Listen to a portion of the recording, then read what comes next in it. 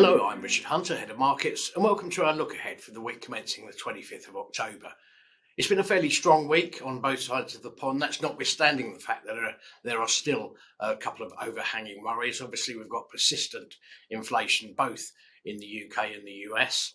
In the US in particular, it's now rather looking as though tapering will happen in November. And in the UK, it seems that there may be some kind of interest rate rise before the end of the year.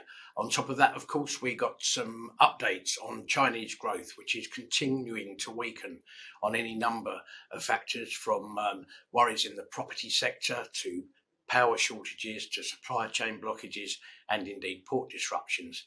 All of that being said, we're now in the middle of the third quarter earnings reporting season. And in the States in particular, it's very much a case of so far so good. Obviously, the banks got us off to a very strong start.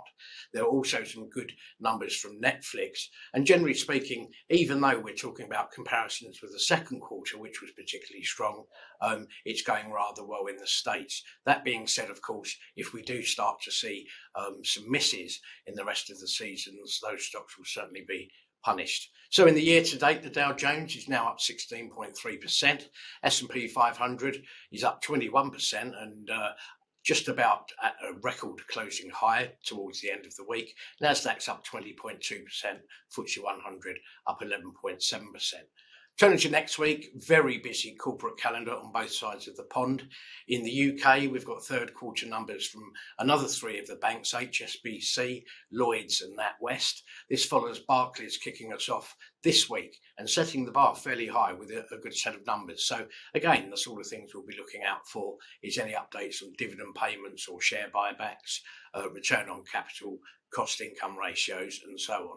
But as I say, Barclays did set the bar high.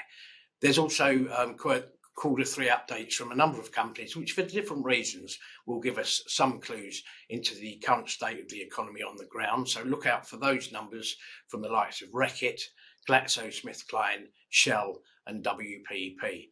Similarly, there are half-year numbers from Whitbread, where, of course, their Premier Inn hotels will be updated. So we'll see what sort of demand is coming back after easing of lockdown.